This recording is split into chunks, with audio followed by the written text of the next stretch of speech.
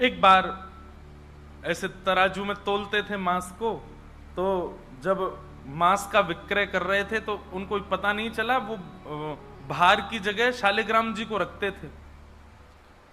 लेकिन कीर्तन उनको बड़ा प्रिय था, कीर्तन करते हुए मांस बेचते थे। बताओ, ऐसा उनका स्वरूप।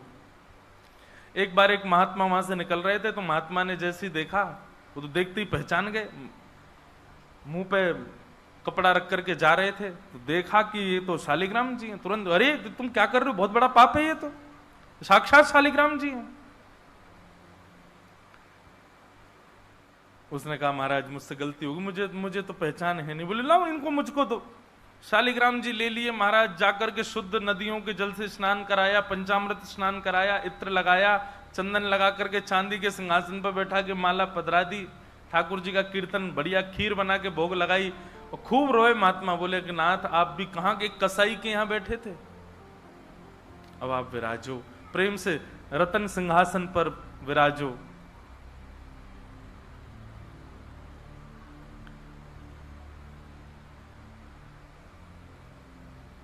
ठाकुर जी विराज गए। रात्रि को महात्मा के स्वप्न में आए, और स्वप्न में आकर के बोले सुनो, सुबह होते ही हमको ले जाओ और हमको वो सदन कसाई के पास छोड़ के आओ।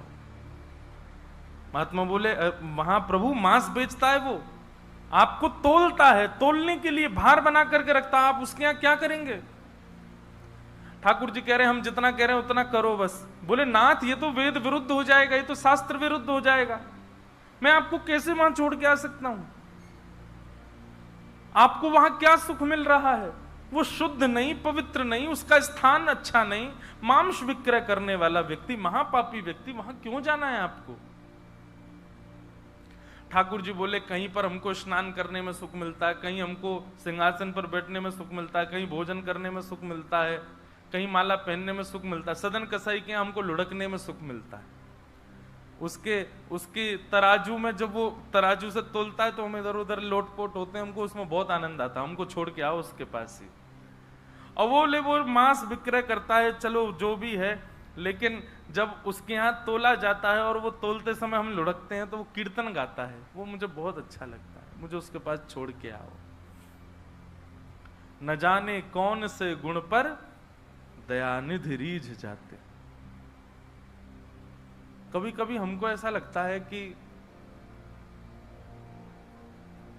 कुछ ना कुछ करते रहो बंधुओं, किसी से तो रीझ जाएंगे ठाकुर जी, कभी तो रीझेंगे, कभी तो उनको कोई ना कोई चीज तो भाएगी हमारी। इसलिए आशा मत छोड़ो, लगे रहो, कुछ ना कुछ करते रहो। पर एक बात, चतुराई से नहीं, जान करके नहीं, बिना जाने भोले बनकर, सहज बनकर के करते रहो, ना जाने किस भाव से रीझ जाए। सदन कसाई के पास महात्मा वापस आ गए और आकर के शालिग्राम जी देने, सदन कसाई बोलो, नाथ यहां क्यों ले आए इनको दोबारा, यहां तो मांस बिकता हूं मैं, बहुत गंदा स्थान है ये। बोले, धरो इनको अपने पास ही। ठाकुर जी रात में स्वप्न में आकर के कह के गए कि उनको तुम्हारे संग ही रहना है। मुझे कथा पढ़ते समय लग रहा था, सदन कसाई की क्या स्थिति हुई होगी जब महात्मा ने कहा कि ठाकुर जी ने स्वप्न में आके कहा कि उनको तुम्हारे पास ही रहना है। हाथ पांव कांपने लगे, नेत्रों से अश्रुधार गिरने लगे सदन कसाई के। मन में विचार करते हुए कहता है कि मैं इतना पापी, इतना गंदा इंसान, और ये ठाकुर जी मुझसे मिलने के लिए मेरे पास चले आए। मैं इनके लिए इतना भी नहीं कर सकता कि ये दूषित काम ना करूं। ज्यादा से ज्यादा क्या होगा, भोजन ही तो नहीं मिलेगा मुझे, धन ही तो नहीं कमाऊंगा, लेकिन इससे बड़ा और धन क्या चाहिए कि ठाकुर जी मेरे से मिलने के लिए व्याकुल हो रहे हैं। उसी समय सदन कसाई ने अपनी दुकान बेच दी, सब काम बंद कर दिया और बस अपने ठाकुर जी के लिए जीवन जीने लगा। आप मुझसे मिलने के लिए तड़प रहे थे नाथ, अब मैं तड़पूंगा आपसे मिलने के लिए, मैं आऊंगा आपसे मिलने के लिए। और निकल पड़े सदन कसाई जगन्नाथपुरी की ओर। पूछा लोगों से, कहां है पुरी? लोगों ने दिशा बता दी। बोले, वहीं विराज रहे हैं जगत के नाथ, वहीं विराज रहे हैं साक्षात नंदन नंदन। एक बात बताएं बंधुओं, सतयुग, त्रेता, द्वापर, कलयुग, 4 युग हैं। सतयुग के पूज्य ठाकुर जी, अर्चनीय ठाकुर जी हैं श्री बद्रीनाथ भगवान। सतयुग के जितने भी लोग हैं उनकी मनोकामना पूर्ति हो, उनकी सिद्धि पूर्ति हो, उनकी अर्चना का केंद्र हो, उनकी साधना का केंद्र वो बद्रीनाथ ही है। सदन कसाई निकल पड़ा जगन्नाथपुरी की यात्रा पर। बस बार बार उसके मन में एक ही भावना आती है, आप मेरे से मिलने के लिए तड़पे थे, आप मेरे पास रहने के लिए तड़पे थे, मैं आऊंगा आपसे मिलने के लिए। और निकल पड़ा। कीर्तन की टोलियां जा रही हैं, वैष्णव जन नाचते गाते हुए जा रहे हैं। जैसे जैसे वैष्णवों की टोलियां और कीर्तन की टोलियां निकलती हुई देखे सदन कसाई, उसका मन हो कि मैं भी चला जाऊं। तो जो लोग पहचानते थे वो लोग कह देते थे, अरे कसाई है ये। तो सब लोग उसको कहते, भाई तुम हमसे दूर चलो, हमारी टोली में चलोगे, हमारे संग बैठ के खाओगे पियोगे, हम सब अपवित्र हो जाएंगे।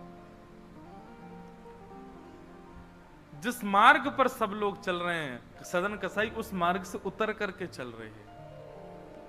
कहीं मैं इस मार्ग पर चलूंगा, मेरे चलने से मार्ग अपवित्र हो जाएगा। और स्मरण कर रहे हैं महाप्रभु श्री जगन्नाथ जी का। चलते चलते बंधुओं, मुझे ऐसा लगता है आजकल तो ऐसे चित्र हो गए हैं, हम लोग कहीं भी दर्शन कर लेते हैं महाप्रभु जी का।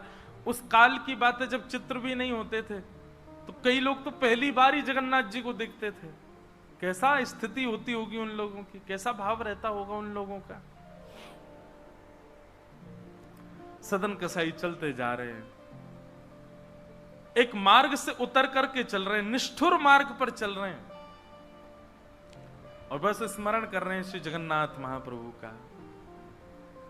चलते चलते चलते एक नगर में पहुंचे। रात्रि का समय हो गया, शाम का समय हो गया।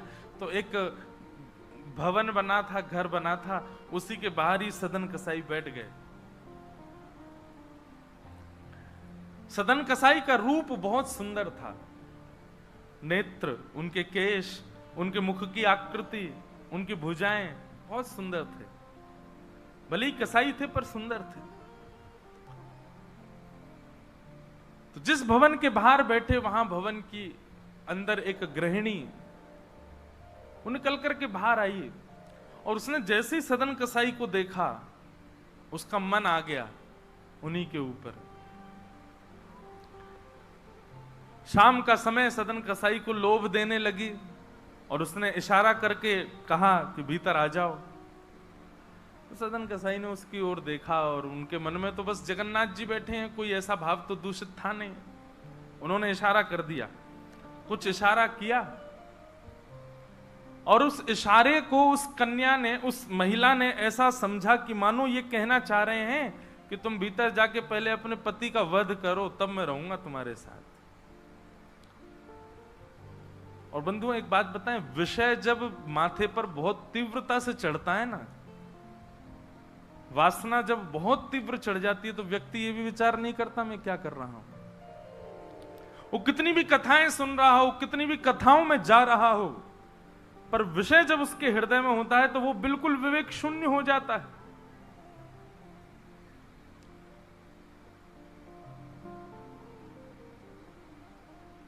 विषयों का मतलब, विषय भोगने से पाप कम लगता है, पर विषय जब सिर पर हावी होता है तो उस समय जो हम विवेक शून्य हो जाते हैं उससे पाप ज्यादा लगता है हमको। विषय हावी हो गया उस माता के, भीतर जाके उसने अपने पति का वध कर दिया, मार दिया।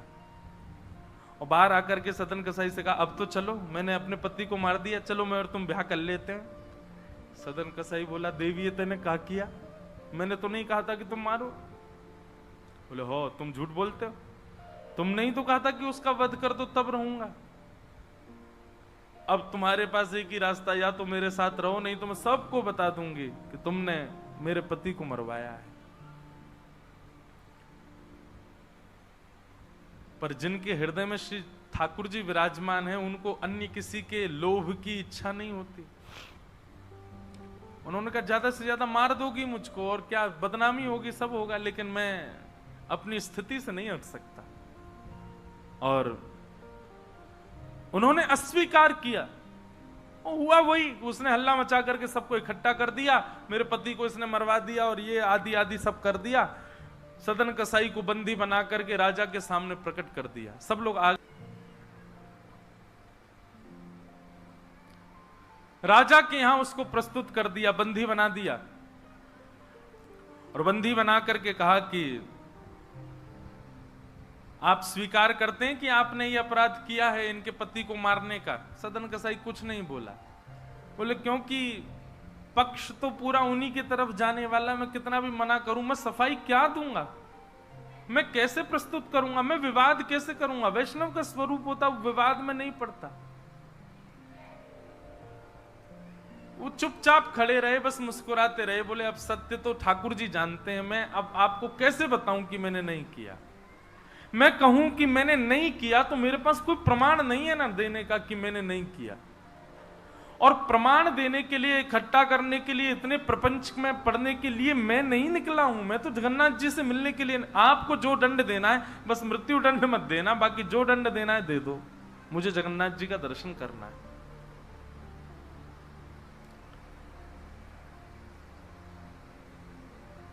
राजा ने सदन कसाई की बात तो मानी कि मृत्युदंड तो नहीं दिया, पर कहा कि जिन हाथों से तुमने उस व्यक्ति का वध किया उन हाथों को हम काट देंगे।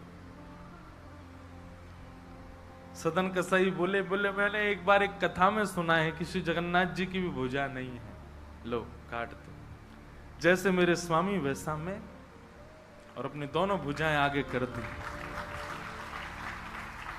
मेरे स्वामी भी तो ऐसे ही रहते हैं। अच्छा, एक बार की बात है, गोस्वामी तुलसीदास जी दर्शन करने गए जगन्नाथ जी का, और जैसे ही जगन्नाथ जी को देखा तुरंत नेत्र बंद कर लिए। बोले राम राम राम राम जी, मैंने क्या देख लिया? तुरंत बाहर निकल करके आए, भागे मंदिर से दूर।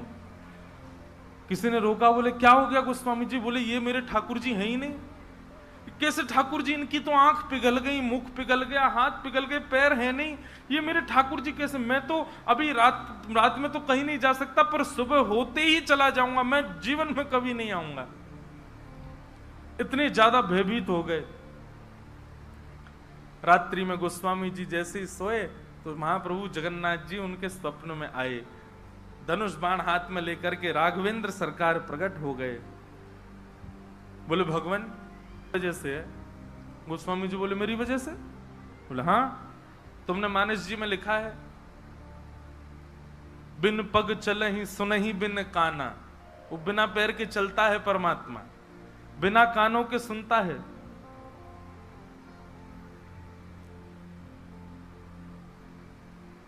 निज कृत कर्म करहु विधि नाना। बिना हस्त कमल के कई सारे काम कर देता है। अब आपके पास दो ही तरीके हैं, या तो हमारे इस रूप को स्वीकार करो, नहीं तो चौपाई को जाके मिटा दो मानस जी से। तब गोस्वामी जी को भेद पता चला। जय हो भगवान, क्षमा करो मुझे, मैं तो आपके रूप को जान ही नहीं पाया। तो अगले दिन दर्शन करने गए, तब वही रूप, बिन पग चलहि, बिना पैर के चलते हैं। और ऐसे कोई दुनिया का ठाकुर नहीं चलता जैसे जगन्नाथ जी चलते हैं। कोई भी ऐसा प्राचीन मंदिर आप बताओ जिसका ठाकुर निकल के बाहर आता हो, पूरे वैष्णवों के मेला के साथ में चल के जाता हो, एकमात्र श्री जगन्नाथ जी। और सुनो, आप लोग कभी दर्शन करना, श्री जगन्नाथ जी मंदिर में जाओगे तो जो गरुण स्तंभ है, जहां पर गरुण जी विराज, सब लोग गले मिलते हैं, वहां पर उस गरुण स्तंभ के पीछे भोग घर है ठाकुर जी का। ठाकुर जी का जो प्रसाद है वो वहां रखा जाता है, गरुण स्तंभ के पीछे। और श्री जगन्नाथ जी कहां बैठे? भीतर गरुण स्तंभ वाला सभागृह, फिर उसके बाद एक सभागृह और है, फिर तीसरे गर्भगृह में वहां जगन्नाथ जी बैठे हैं। मतलब जगन्नाथ जी से और जगन्नाथ जी का जो भोग घर है, जहां पर भोग रखा जाता है, वो कितना दूर है? 1 2 3 तीसरी बेड़ी पार करके है। और आप कभी भी देखना, महाप्रसाद का भोग वहीं लगता है। ठाकुर जी को इतनी दूर रखा जाता है भोग, क्यों? बोले महाप्रसाद रखने के बाद में, और मंदिर जब बंद हो जाता है थोड़ी बहुत देर के लिए, हम खुला भी रहे, वैष्णव दर्शन करें, भोग घर का किवाड़ खोल देते हैं। इतनी दूर से ठाकुर जी कैसे भोग लगाते हैं? बोले आजान बाहु है ना, ऐसे भुजा करके ऐसे भोग लगाते ठाकुर जी, लंबी लंबी भुजाओं से, अपनी भुजाओं से भोग लगाते हैं। तो बिना हाथों के सब क्रिया कर रहे हैं, बिना कानों के सुन रहे हैं, बिना पैरों के चल रहे हैं। सदन कसाई ने अपने दोनों हाथ आगे किए और राजा के दूतों ने उनके हाथ काट दिए।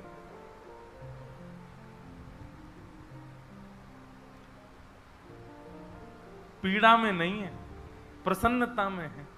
आंसू तो निकल रहे हैं नेत्रों से, पर प्रसन्नता के आंसू हैं कि नाथ आपने किसी रूप में तो मुझे स्वीकार किया। चलते जा रहे हैं, रक्त बह रहा है दोनों तरफ से। बस रास्ते में एक ही प्रार्थना कर रहे हैं, नाथ है तो ये शरीर ही, और यही माध्यम है मुझे आपके दर्शन का। इसमें जो ये पीड़ा हुई है, जो रक्त संचार हो रहा, रक्त जो निकल रहा है, बस इससे केवल ठाकुर जी इतना रक्त बचने देना भीतर कि मैं जगन्नाथपुरी पहुंच जाऊं, आपका दर्शन कर लूं, उससे पहले मेरे प्राण ना निकल जाएं। और चलते जा रहे हैं। ऐसी लगन हमको कभी नहीं लग सकती बंधुओं, इस जन्म में तो नहीं लग सकती। हम लोग केवल बड़ी बड़ी बातें कर सकते हैं, बड़ी बड़ी बातें सुन सकते हैं, ऐसे प्रेमी हम जगन्नाथ जी के कभी नहीं बन सकते।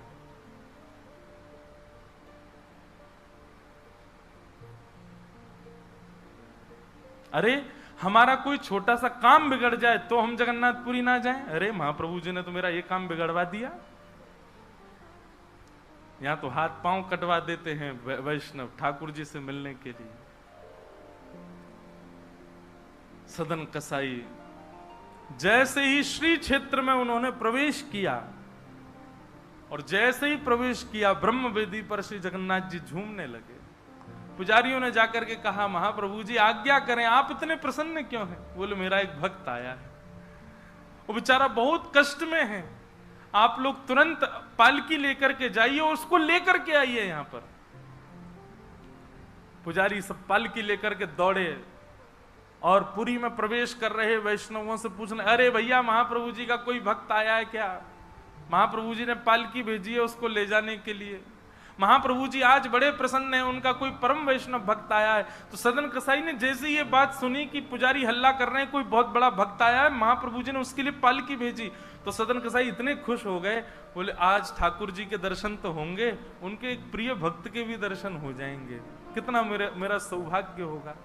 और रही बात, मैं तो बहुत बड़ा पापी हूं, मैं तो रास्ता भर यही सोचता आ रहा था कि मैंने इतना पाप किया, इतना मांस बेचा है जानवरों का, महाप्रभु जी पता नहीं मुझसे नाराज होंगे, पर आज लगता है कोई परम वैष्णव भक्त आया तो महाप्रभु जी का मूड बढ़िया होगा, आज प्रसन्न होंगे। तो प्रसन्न मुद्रा में ठाकुर जी बैठे होंगे, तब मैं दर्शन करूंगा तो मेरे सारे अपराधों को क्षमा कर देंगे। वहां तो भीड़ लग गई पालकी के पास में, बोले हम हैं परम भक्त, और वो सदन कसाई दूर ही खड़े हैं। बोले इनमें से कोई होगा जो पालकी में बैठेगा, आज पहले उसको प्रणाम करूंगा फिर महाप्रभु जी को करूंगा। वहां तो इतनी भीड़ लग गई कि पंडा पुजारी पालकी लेके जान बचा के भागे वहां से, क्योंकि सबको लगता है कि हमसे बड़ा भक्त तो कोई है ही नहीं। पालकी खाली लौट करके आ गई। महाप्रभु जगन्नाथ जी बोले तुम खाली आ गए, लेके नहीं आए उनको? बोले भगवान आपके एक दो भक्त तो है नहीं, वहां तो हजारों भक्त, एक पालकी उसमें कितनों को बैठा किया, सब चढ़ने लगे। बोले हम हैं भक्त, हम हैं भक्त। आप कोई संकेत बताओ, आपके भक्त का कोई लक्षण।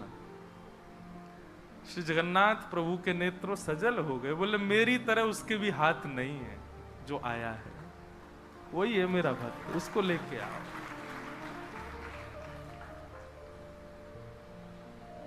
पुजारी पालकी लेकर के दोबारा गए, देखा तो जब श्री क्षेत्र आया ना, तो श्री क्षेत्र आते ही अब सदन कसाई चल करके नहीं जा रहे हैं, दंडवत करते हैं, लेट जाते हैं और फिर लेट करके उठते हैं, फिर आगे बढ़ के फिर लेटते हैं, फिर उठते हैं, दंडवती परिक्रमा की तरह भीतर जा रहे हैं। उसमें भी भुजा नहीं है उनके पास में, लेटते हैं तो उठते कैसे हैं ये देखने पर ही लोगों का हृदय द्रवित हो जाता है, और किसी से सहायता नहीं लेते। वो तो दूर चल रहे हैं ना, उस मार्ग पर ही नहीं चल रहे जहां सब चल रहे हैं। बोले कि मैं चलूंगा तो अपवित्र हो जाएगा मार्ग। एक सर्प के भांति जैसे रिगड़ के सर्प चलता है, ऐसे सदन कसाई आगे बढ़ रहे हैं, और प्रसन्न मुद्रा में मैं महाप्रभु जी से आज मिलूंगा। पुजारियों ने जाकर के जब उनकी स्थिति को देखा, कोई अपने नेत्रों के आंसुओं को रोक नहीं पाया। बार बार महाप्रभु जगन्नाथ जी को प्रणाम करें, कितने दयालु हैं नाथ, कितने कृपालु हैं आप। सदन कसाई को जाकर के पुजारियों ने उठाया, बोले चलो महाप्रभु जी ने तुम्हारे लिए पालकी भेजी। सदन कसाई बोले आपको कोई गलत सूचना मिल गई, मैं नहीं हूं वो भक्त जो इसमें। बोले नहीं तुम ही हो, ठाकुर जी ने आज्ञा करके भेजा है। सदन कसाई बोले अगर मैं पालकी में बैठा तो मेरे अभी प्राण निकल जाएंगे, आप सबसे प्रार्थना है मेरी, मैं महाप्रभु जी की आज्ञा स्वीकार करता हूं, मैं आपके संग चल दूंगा लेकिन पालकी में नहीं बैठ सकता। चलने लगे, बस इसी बात से प्रसन्न है कि महाप्रभु जी ने मुझे स्वीकार तो किया। और जैसे ही सिंह द्वार पर पहुंचे और दंडवत करते ही जैसे ही श्री पतित पावन भगवान, सिंह द्वार पर ही श्री पतित पावन भगवान है, बाहर ही उनका दर्शन हो जाता है। उनको देखा, देखते ही बोले ये पतित पावन भगवान है, श्री जगन्नाथ जी के ही समरूप हैं, पहले इनका दर्शन करते हैं फिर जगन्नाथ जी का दर्शन होता है। जैसे ही दंडवत किया, अभी तक तो उनको ग्लानि नहीं थी कि मेरे हाथ नहीं है, पर अब दंडवत करते समय उनको तनिक एक ग्लानि सी हुई, काश मेरे हाथ होते तो मैं भी ऐसे दंडवत करता, दोनों भुजाएं आगे कर लेता। और इस भाव से जैसे जो शेष भुजा थे थोड़े से उनको आगे करके रुदन करने लगे सदन कसाई, इतने में ही उनके भुजा निकल करके आ गई और ठाकुर जी ने भुजा प्रदान करके उनके दंडवत को स्वीकार किया।